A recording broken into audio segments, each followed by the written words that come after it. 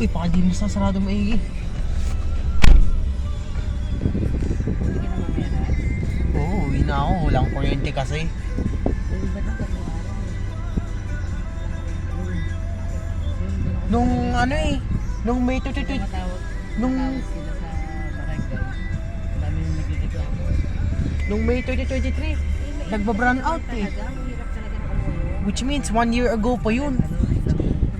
Isa dalawang araw na daw sila wala. Tuloy. Report na pala sila, bakit pinapatawag pa rin sa barangay? Ay sa ano, Meralco. Gumanon. Parang